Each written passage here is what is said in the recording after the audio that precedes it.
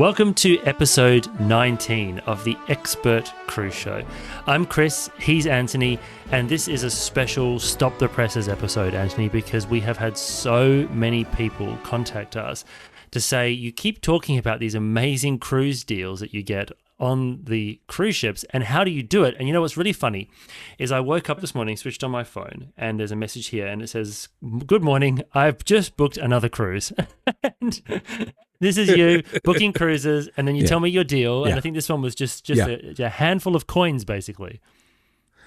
Yes, this one I think I got, what was it, $38 a day per person? That's what you said. Yes, $38 a day per person. The deal, it's not just the price, it's like beating the system, I guess, is why we get so excited about it.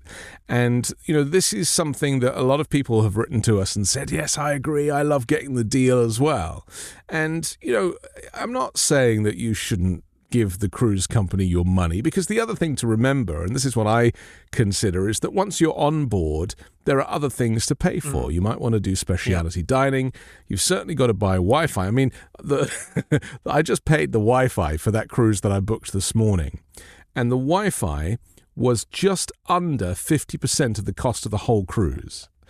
For a 4-day cruise. Well, if they're going to charge you that much for access to a signal that they've already got, then fair enough to get you to cruise for a discount. well, there it is. Which ship was it again? This time it was the Quantum of the Seas, that's right. Another Royal Caribbean ship. I've not been on it before. It's the first of the Quantum class, which I'm sure you can tell me something about. I don't actually know much about it. Was it built for the Asian market? Well, they did originally send some of the Quantum class ships to focus on the Asian market. And in fact, the Ovation, which was the second one, I think, in that class, it spent some time in Australia and then went up to cruise out of Hong Kong and Singapore and then came back to Australia. So it's sort of like not quite the same scale as the Oasis or Icon class, but it's a very big ship. And beautifully designed and built in the shipyards in Germany. So has a very high quality of onboard fixtures and fittings, and I think you'll like it there. But you know, for today, I thought, you know, there's such a big topic. How do you book a cruise and get the deals, that we should sort of break it down a little bit. And I think we need to give some of these secrets away, don't we? Well, you do particularly. And I might have a slightly different take on a few things as well, because whilst I do go on board as a guest speaker quite a lot, I do still book cruises.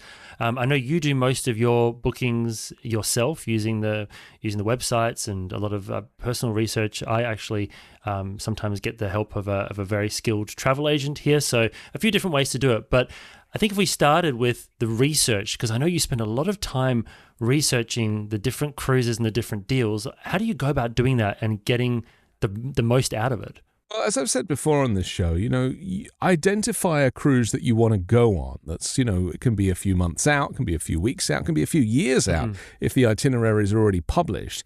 But just because you want to go on it, it doesn't mean you actually have to book it, because, you know, there's a lot of cabins on board. So what you can do is you can set up alerts on websites like cruiseline.com, for example, that will alert you every time the price fluctuates, and you can just keep an eye on it. So it means every now and then you go to that, say you want to go on an Alaska cruise next September, so you go and look on it, and I encourage you, go onto the official site. Don't go onto a travel agent site, because you won't be able to see deck plans necessarily and which rooms are available. But just keep an eye on sailings that you are interested in, and just keep a little, you can do it with a little spreadsheet if you want to. I keep it all in my head. I actually have, like in notes, I have a little list of chronologically the sailings that I would be interested in. And then I keep a link direct back to the cruise line site. So I don't have to do that whole boring search thing. You know, where are you going? What's the destination? Where are you leaving from? I just put a link in notes. So I click on it, go straight to it. I see what the current price is, and I see what the load is looking like. And I can see how many rooms are available, and I get a sense of whether or not it's time to book or not. So how do you see the loads? Well, you can see how many cabins have gone. Oh, sure. And you think that's right? legit? Yeah, 100%. Yeah, okay. Yeah, you can see how many ocean views are left and how many balcony cabins are left in certain categories that you're interested in. So, yeah, you just get a sense by, you only have to click through, the decks. There's only normally like 6 or 7 or 8 decks of passenger cabins anyway, so it only takes you a few minutes. And you just have a little look and you can see what the loads for that category are like. And then you can get a sense of whether you need to book because, as we said last week, the closer to sailing day, often the cheaper the cruise gets. And then invariably, if they sell out of certain categories, the price will go straight back up again. So your one that you just booked for this $37 a day, $38 a day, is the voyage soon or is it quite far out? No, that's it's about 3 months away, but there is an anomaly here, and this is something that I wanted to talk about on this episode, and that is that we didn't know until relatively recently, because we've been paying for cruises, and we met people in the casino, and they're like, oh, I didn't pay for this cruise, I just used the casino. I'm like, what are you talking about? It turns out that if you have used the casino, i.e. on the slot machines or blackjack, and you present your key card, because of course the key card is, I think you have to use it in order to kind of transfer funds and that kind of stuff, then you're effectively building up points with the casino clubs. And it's mainly Royal Caribbean and Celebrity, who are obviously under the same company, that do this. Now, Celebrity's casino offers, they are called the Blue Chip Club. And so all you have to do is go online to the Blue Chip Club's website and put in your loyalty number, your regular Celebrity, loyalty club number, and your surname, and it will show you whether or not if you've accrued any points for potentially free cruises or discounted cruises. And when I say free cruise, you only have to pay the tax and the fees. So that can be for a 7-day sailing. The taxes could be as little as $250, and that's for 2 people. You kind of assume that everybody on the ship is, all paying a similar amount. But the reality is that there are some people sailing for free. There are other people in on casino offers. So when I said I had a 4-night cruise for $38 a day per person, that was for an interior interior virtual balcony cabin. So we just paid the taxes. It was $276 for the 2 of us for a 4-night cruise. If you don't believe in using the casino, and if that's not in your wheelhouse, then I completely understand that. I'm not suggesting you do it. But the cruise companies, they all have these loyalty schemes designed to keep you cruising and also keep you spending. Like most of your advice these days, I suppose, is slightly skewed towards the US market. When you think back to like trying to find deals that are available to all, do you see much of a difference in the way that it's handled in the US with the cruise lines versus, say, when you were in the UK? Because I know here the prices are quite different to what you see on local websites to perhaps what might be available in the US market. Well, it also depends what market you're booking for, because you might live in Australia, but you might want to cruise out of the east coast of America. Yeah. It depends where you're traveling. But in terms of the casino offers, they do not exist in the UK, as far as I know. And I guess that's to do with UK gambling laws or something like that. But the casino offers are only available to US customers, maybe other countries too, but I only have experience in the US. Sure. The other thing that is only available in the US, and certainly not to the UK, because, I get feedback from my mum who's booking cruises in the UK through the Celebrity and the Royal UK sites, is that you can't get your price adjusted if it goes down. So that's the other thing that I do. I pay the minimum deposit if I'm doing a booking, and normally, let's say if the cruise is $2,000, the deposit is normally anywhere between $300 and $500. So you pay your $500, then you've got $1,500 with which to work with in terms of a fluctuating price over the next few months as you get closer to sailing date and final payment date. Yeah. After final payment date, no more adjustments. So what you can do is you call Celebrity or Royal Caribbean I haven't tried it with Princess, so I don't know if they do this kind of price match thing. But basically, you're price matching their own deals. So it's the deal you got when you booked versus the deal that they are currently offering. And again, I'm signed up for the alerts with cruiseline.com. I get the alert. It shows me this cruise has gone down 20%. I click my link from notes. It takes me straight to the site. I look at the new price. I price it up with the same category of cabin. And if it's significantly less, i.e. more than $20 or $30, because if it's under $20, it's not really worth the phone call because it takes too long, right? But if it's like $30, $50, $100, then I phone the cruise company and I say, I see you have a new deal. Can you please put me onto the new deal? Yeah. They don't cancel your booking. Your booking stays. They just change the deal on the booking. And so your final balance, that final payment balance goes down. In the UK, they don't do it. Now, Cunard will do it, but I only have experience recently of calling Cunard US. Yeah. And what they do is they cancel your booking and then they rebook you and they transfer your deposit from the old booking to the new booking. Right. Invariably, that means switching cabins. So, when I did Queen Anne, I changed cabins 4 times because the price kept going down. And as it happened, I ended up with one of those lovely anomaly cabins, 4060 on deck 4, which is a highly recommended obstructed balcony cabin that is not obstructed and that has an 18-foot long balcony, one of the most fantastic cabins I've ever had. Yeah. And that ended, by the time I'd done the discounts on that, I think I saved about $600 or $700 on that sailing.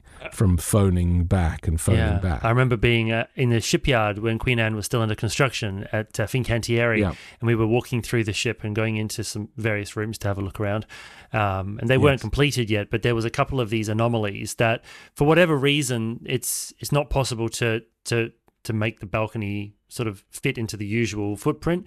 And they were saying that basically they're going to leave them there as these little sort of Easter eggs throughout the ship. And it will be great, like, for somebody to book a cabin and then get this massive, great big balcony. It'd be such an exciting thing for them. But you've gone and found them all, and not just on Queen Anne, but also I think you use cruisedeckplans.com. And this is not a sponsored show, so none of the companies we're talking about have sponsored this episode. But you use those kind of third-party sites to identify where these anomaly cabins are?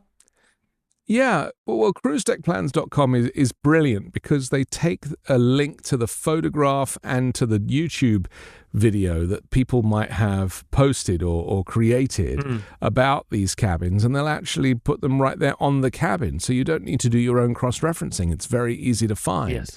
And, if you click on the category of cabin next to the ship and then click more info, and then scroll down there, it'll say something very specific about the size of the room and the size of the bed and the layout of the room and whether it has a sofa or it has a chair.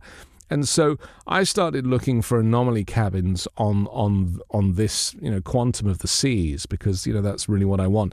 And I identified a few where I was like, wow, again, a lot of it is to do with orientation. Which way do you enter the cabin? Sure.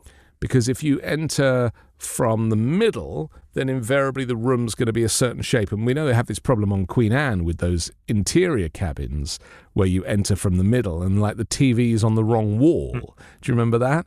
So people were complaining that they couldn't see the TV because it was on the side. I think Queen Anne eventually fitted some brackets so that people could actually watch TV in bed. They were in the wrong place. How the shipyard got away with that, I don't know. But on Quantum of the Seas, I found a few cabins that were oriented a different way. These were balcony cabins. And again, they were cheaper. I'll give you the numbers. Deck 7 is where they are. 7258, 7658, 7254, and 7654. You get a wider balcony. You get a slightly smaller room, but it's that square shape. The TV does face the bed. You get a French door to get out to the balcony, but then next to that, you also have a separate window, like a big window. Okay. And I think that any room that has a lot of light in it, is, even if the room is slightly smaller because of the orientation, I just don't really like those long, thin rooms. You know, I get less pleasure from those types of rooms. I almost feel like I like the feeling of space if it's like a big square. Yeah. And so, you know, look, this is all minutiae. You know, some That's why people tune in. Any of this stuff, right? But for those of us who make the time to care, or who have these kind of, you know, neurodivergent brains that are really focused on minutiae and get pleasure from it. Both a combination of getting a cabin that's a bit special, that's an anomaly, that's orientated differently, or has a bit of an extra bigger balcony. Oh, I want to say something about the balconies. Sure. Now, I've seen a lot of videos of vloggers. Carol and Paul did this, actually, I think, on Queen Anne, where they got a much deeper balcony. And they were like, oh, look how big the balcony is. Now, I wouldn't recommend those balconies that are on corners that have that kind of extra depth, because when you're sitting in bed or you're in the cabin, you can't actually see the ocean. You just see the floor, don't you? You see the floor, the length of the cabin, the length of the balcony. It's like it's wasted space unless you're going to throw a drinks party on that balcony and invite the neighbors. But really, you know, sometimes a bigger balcony is only good if it's wide. If it's deep, it's, to me, you get less of that connection with the ocean, and you really have to walk outside and walk right up to the balustrade to actually see the sea. So that's just another little tip. But yeah, look, you know, making the time to do this booking, you can see why I couldn't have a travel agent, right? You know, I just I'm the wrong person for it. I also like to type the details into the software myself. Like, I don't want to read out dates of birth and you know, all of the information over the phone to somebody to have them like get it wrong. I like to take the time, input it myself, and know that I've done that. And I also think that if you book direct with a cruise line, if there's a problem, or if you want to get an upgrade or any of these things, I think you've got more chance of them taking you more seriously. Same with the airlines, booking airlines. Like, I would never book on these sites, these aggregators. I would always book direct with the airline, because you have your ticket is, you know, tickets are all coded. I'm sure you know about this, but there are codes written on the ticket that most people don't know what they mean.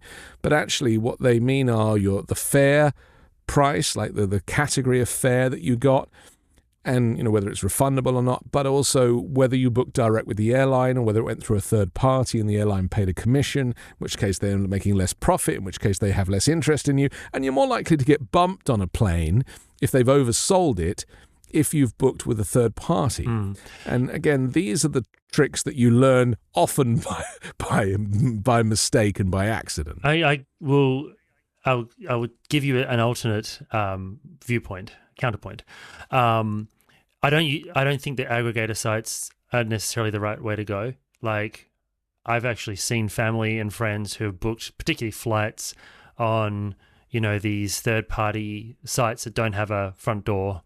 There's no brick and mortar, and there's no one to call if something goes wrong and you've got to wait in a queue and all that sort of stuff. But a really good expert travel agent human who has been in the industry for a long time can actually be an absolute absolute godsend in difficult circumstances. And in fact, we've for years, and I actually met this particular travel agent I'm thinking of. His name's Dave, and he again, this is not sponsored, but he's known me since I was a kid. Like, he remembers my family from the QE2 all the way back in the 1990s, and he spends, I would say, 8 months a year probably on the ships, and knows all the people at the cruise lines. So if something goes wrong, we've quite often asked him to help us book segments of cruises where I'm doing the lectures, but we wanted a second cabin for a family member to come along or whatever, that aren't available, aren't for sale, you know, on the inventory, or they're for routes or segments that aren't for sale, because he knows the right people within the cruise line to speak to and get them released. And I can't imagine how an individual could possibly achieve that themselves with absolutely no power other than just the one person. When you think about this particular travel agent, when they're making like hundreds of bookings a year with that cruise line, they have some sway that, other individuals might not necessarily have. And the weirdest thing about it as well is that, like, I'm also one of these people who, for airlines, I generally book myself. But if it's a complicated routing, or if it's, going to an area where maybe the airline doesn't have direct services or whatever, there is another land-based human travel agent that I use for those complicated flight bookings. And we've had situations before where I went to the UK for a BBC TV shoot, actually. And I was there, it was going to be 64 hours on the ground, but it was finished early and I wanted to go home. I was like, there's no much point in staying. Everyone's back home. I want to go home. So I just texted the travel agent and I said, like, I'm heading to bed, but if there's any way to get my flight brought forward by 12 hours so I can leave in the morning, that'd be great. Woke up the next morning, new tickets waiting there in the inbox. I can only imagine spending the whole night on hold with the airline. Yes. So on some occasions, in some situations, I think you definitely can win with the travel agent, but not one of these online faceless organizations. It has to be a person who has connections and who you can trust, I think. And there are cruise specialists 100%. who have, cruise travel agents. I mentioned I met Danny from Hard Travel in the elevator on the Celebrity Summit, and I was completely starstruck because I'd been watching all of his vlogs. Yeah. But, he makes the point that, we can even take over your booking. He says, like, if you've already booked with the cruise line, you can give it to us and we can, maybe get a better deal for you. So, but here's another interesting kind of alternative to that. I was helping my mum book a trip on the Connie, which is the Celebrity Constellation, the other day. She found this fantastic deal, but it was for an inside cabin. And, if you're doing a 7-nighter and, and it's somewhere picturesque, then it's nice not to have an inside if the price differential between that and a porthole or an ocean view is negligible. And I said, well, why don't you call Celebrity directly rather than just doing it online, looking at the deal online? Just phone them, because sometimes the call center, they have access to either cabins that you can't see online, or they might be able to just, work something out for you. Sure. So she phoned. And she called me back and she said, no, there's nothing else they could do. They suggested this and that, but, no. And I said, I'm not sure that they're right. I said, why don't you call again and get someone else? Oh, yes. Because obviously the call center is full of people and they have varying levels of experience. And what she was telling me about the person that answered the phone didn't sound like they were really giving the kind of advice that I would want. So I said, call again and get someone else. So she called again, got someone else, and they were like, well, yes, I can upgrade you for the same price. I think it was like $5 more to go from an inside to an ocean view, because they saw that she was diamond, and part of the perks of being diamond on Celebrity is you get a 1-cabin upgrade. And the other call center operative didn't offer this information at all. Yeah. And so she's much happier. Now she's got the Celebrity Constellation on an outside. I should remind people that if you go on any of those Millennium class ships, you want to go deck 3 aft, because those cabins have a former public space sized window. So the regular ocean view cabins on deck 2 and forward on deck 3, they have a regular size window, but for the same price, towards the back of the ship on deck 3 only, that is an area that used to be a public area, restaurants and things, and they converted them to cabins and added new cabins, and so now you have a floor-to-ceiling window, a huge porthole. Hey, Anthony, when you're looking at cruises, do you always have the ship and the route in mind, or do you go and trawl all the different cruise lines to work out what's available to you?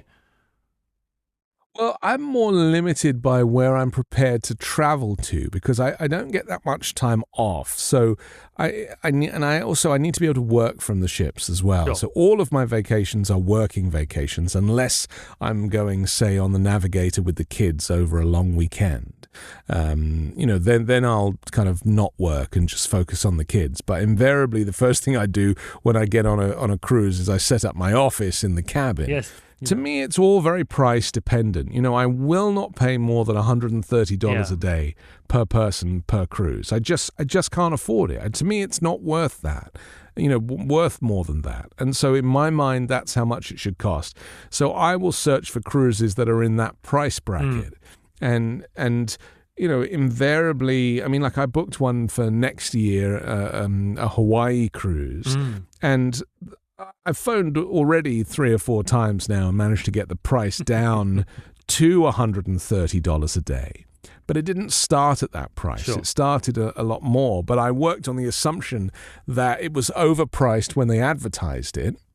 But I wanted to secure a cabin. So I was like, well, I tell you what, I'm going to book it, as in just pay the deposit.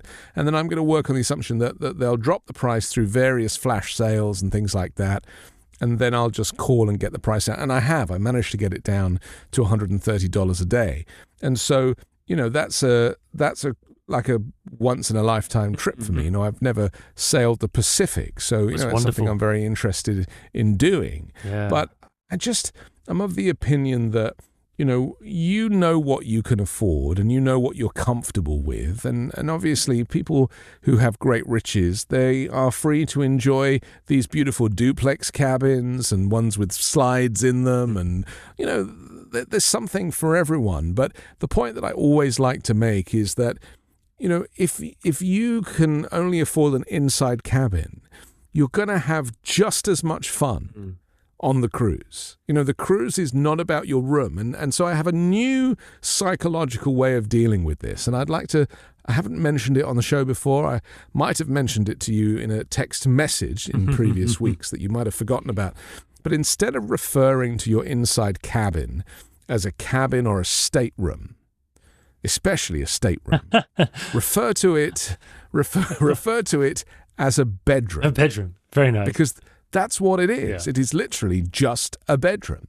And it's actually more likely to be bigger than your bedroom at home. Yeah. And so... you think about it as like that. It's the bedroom with the ensuite, right? That's basically what it is. It's just a bedroom with an ensuite. Yeah. It's not a stateroom, because if it was a stateroom, it would have a separate living room. That's and just maybe a little cruise line rubbish that they say, area staterooms and guests and all this nonsense. It's not. You're a passenger in a bedroom. Look, yeah, if you're a guest, then you'd be free. You wouldn't be paying anything for it. So we've got the whole conversation about hotels calling them guests too, but that's another podcast. Yeah, but I do correct people. Whenever they refer to you as a guest, I'm always like, I'm not a guest. I'm a customer. And if I was a guest, you wouldn't be charging me. And it's a bit like being a passenger, isn't it? It's like, I'm a passenger. I paid for my passage. So therefore I am a passenger. But start thinking about referring to if you've booked an inside cabin, refer to it as the bedroom. Let's go back to the bedroom. Because that's what it is. It's just a bedroom. Yeah. And you're not going to spend that much time in it. Now, obviously, if you've got a balcony cabin and you're on a fair weather cruise, you're going to spend a bit more time on the balcony maybe and having your pastries and your free coffee on the balcony in the morning with your free breakfast delivery. But if not, who cares? Yeah. Just go up to the dining room. And so I really feel like you don't need to spend much to have a good time. And the people that pay up for a cabin that is actually identical, a little bit like on Cunard, they offer a Britannia stateroom standard and then a Britannia Club. Well, okay, you get a different dining room, but your cabin is identical. Yeah. And it's the same on a lot of the lines, isn't it? The cabin is the same, but they add on a few extra things like water or mini bar or internet or something. And I don't go for any of that. I just give me the bare bones and let me go a la carte, because even if you're booking internet, I might have paid $90 for that internet. But if I actually got 25% off on that deal, but if that deal goes to 35% off, you can guarantee that I'm cancelling my internet purchase, getting a refund and rebooking it and paying $80. Yeah, I didn't even know you could do that. You can do that I too. didn't realize you could even rebook an internet package. So of course. Yeah, you can cancel any of the add-ons, whether they be excursions, internet, drinks packages. If the price changes, cancel and immediately rebook at the discounted price. And we should, of course, and you'll just get a refund. Yeah, again, reiterate, this is like coming from a US SKU. I mean, I'm assuming it's the same worldwide, but it might be nuanced. I think it's the same for those things. I think it's the same worldwide. They don't make the internet package non-refundable or the drinks package non-refundable if you haven't sailed yet. Oh, sure, do you see what I mean? Yeah, okay. So there you go. So yeah, you can definitely change those. So do you, when you're traveling away from home, so you're going to go, say, do a cruise on the East Coast or Europe or whatever, do you do the fly cruise packages with the cruise lines, or do you do the flights all yourself? Well, that's a very good question. If I recommend phoning the flight department of the cruise line after you've booked the cruise.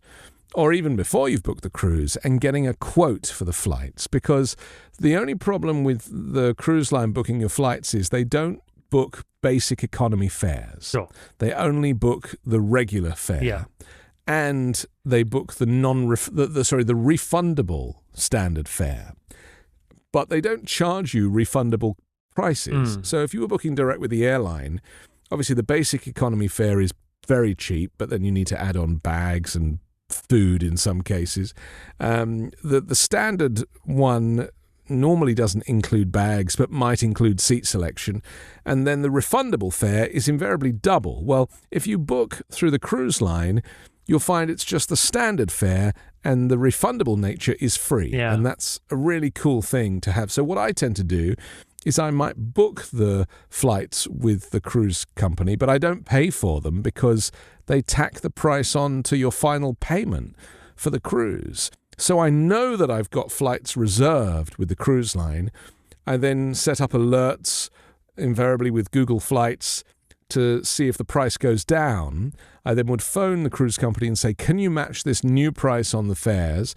If they say no, I say, okay, I want to cancel my flights, and then I'll just book my flights directly. Yeah. But the main advantage of booking your outbound flight with the cruise company is if there is a delay, it's then their job to get you to the ship somehow. Sure. Whereas if you book the flights yourself and your flight is delayed, then you're just going to have to pay for that out of your own pocket. Yeah, okay, interesting.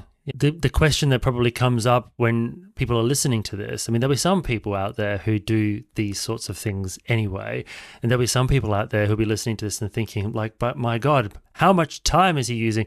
And so, like, is it, like, take a cruise, just find an example of a cruise, right? When you think about like a recent one you've done, what kind of saving does this sort of time investment give you? And is it worth the time you put into it? Well, it depends on how quick you are. I am very fast at using the internet. Yes. Right? People watch me use a computer and they're like, how do you use a computer so quickly? And I have 20 windows open at once, and it's my comfort space, right? I am very good at multitasking. I can have multiple things going. I can be working on multiple projects at the same time, a bit of this, a bit of that. The price is, whilst in one ear I'm on the phone talking to Celebrity Cruises, on the other ear I'm on the phone talking to Royal Caribbean. Are you booking a cruise right now? Like, that's my question. Are you sitting here literally booking a cruise right now? Right now. But so it depends on who you are. Yeah.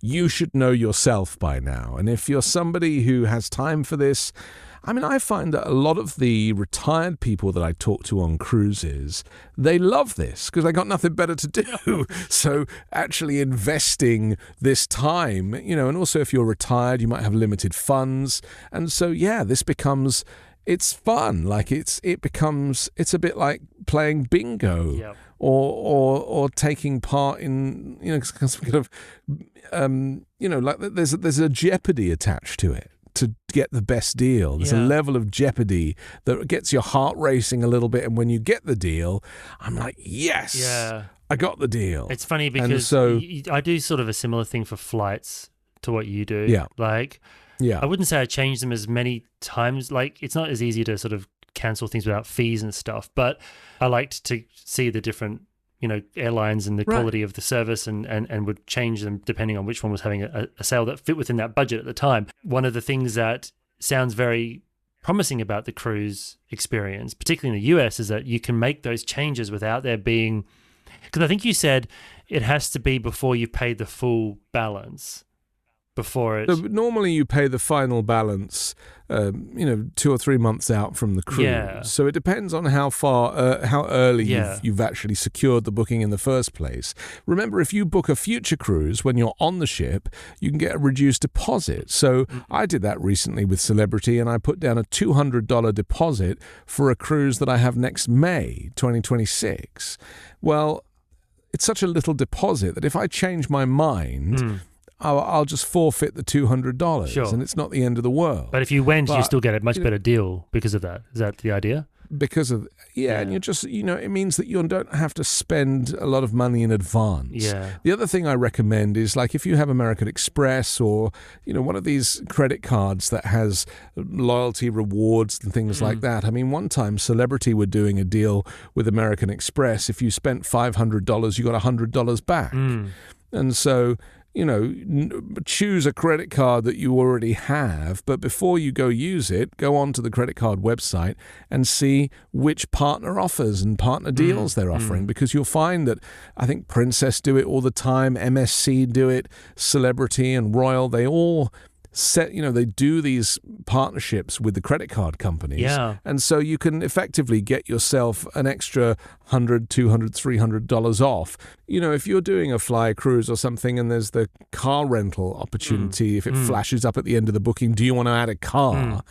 It's worth getting a quote at that point, because whilst you're in the booking, the car can be, 40% cheaper than booking a car on a separate booking, because they work on the assumption that they're going to make this much profit, and, they might as well just throw the car in to keep your loyalty. So it is worth doing that kind of thing. But, just finally, I would say that, an airline, like choosing between Cathay and Singapore and Qantas, in the long run, you're only on the flight for, 8, 9, 10, 11, 12 hours. But a cruise you're going to be on for 4, 5, 6, 7, 8, 9, 10 days.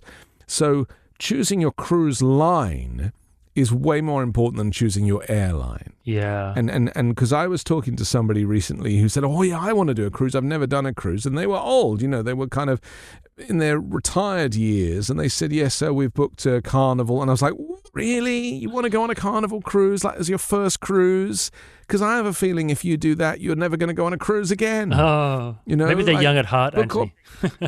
Book Holland America or book Celebrity, book a line or book Princess even, but book a line that is conducive to your demographic, and so more importantly than getting the right cabin and all that, even the right itinerary, is choosing the right cruise line where the entertainment, where the food offerings, where the level of activity, whether there's lectures and Cunard Insights in the case of Cunard.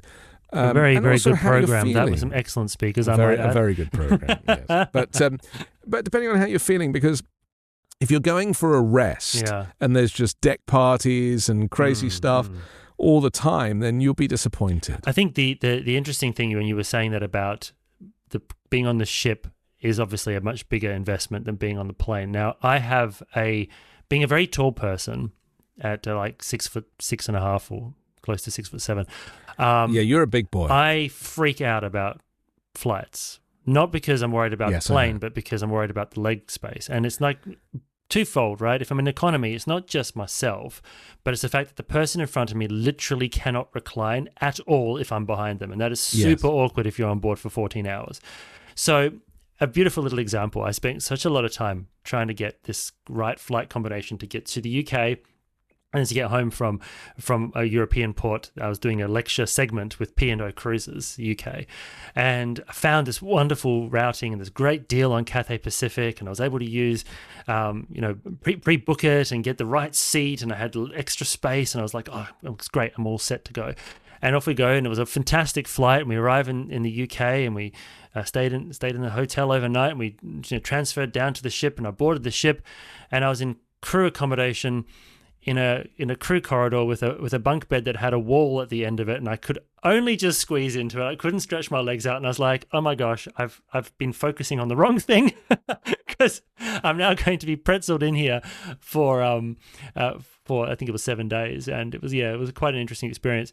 But I guess when I come to this conversation, having spent so much time in inside cabins and in standard ocean view rooms, very rarely a balcony, sometimes, but very rarely a balcony, and I've had experience with rocking up and literally finding that because the ship's full, you're being, as a guest speaker, you're being accommodated in down below. All of the research that goes into making the cruise cabin wonderful sounds like an absolutely important thing to do, because you don't want to get there and be surprised, and you don't want to get there and be disappointed if you spent all that money on a cruise. It's a lot of fun getting it right and then getting on the ship and realizing that all of your hard work paid off. So making sure that you're on a deck that doesn't have a public area above it. Make sure that you're on a deck that has cabins above it and below it. Make sure you're in a cabin that is not next to a service area or where your steward's going to go in and out and take a cart full of rattly breakfast things in and out. You want to be like in the middle of a row. You want to have cabins to the front, the back, the left, the right, even opposite you. You make sure opposite your cabin is another cabin. The bow and the stern, the port and the starboard. We're going to get comments. We'll get comments, I'm sure. But, and again, people talk about, I'm going to get seasick. I need to be midships. Look at the itinerary. If you're doing a gentle sailing around the Mexican Riviera, the chances of the ship moving at all are very unlikely. So invariably you can be forward or aft, and it's not going to make a huge amount of difference. But if you're doing a North Atlantic crossing on either a repositioning or on Queen Mary 2, then, be in the middle. Well, if you're going to do a transatlantic, be on the Queen Mary 2. That's my advice. Well, yes, exactly.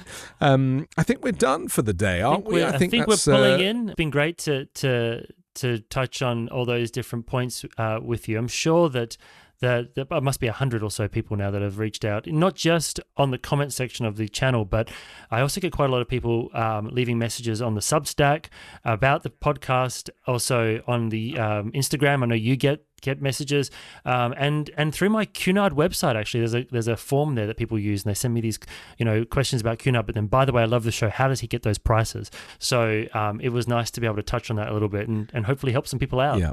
Well, that's it. My final advice is hold out for the deal, right? See the cruise that you fancy. Always search from price low to high and see which cruises are going, and invariably you'll find something that is within your budget. And you just have to set a standard for yourself. But, I am very easily pleased. I'll happily go on any cruise, and I'd rather be in any cabin than in no cabin. So that's kind of, where I'll leave it. Well, join us next week for another Expert Cruise Show. Don't forget to check out the Substack that Chris is so brilliantly producing each week. And the Instagram that you're looking after. It's the Expert Cruise Show on Instagram. So send Anthony some love there. And then comment down below and join us next week for another episode when we shall take you to sea. Bye for now. Bye-bye.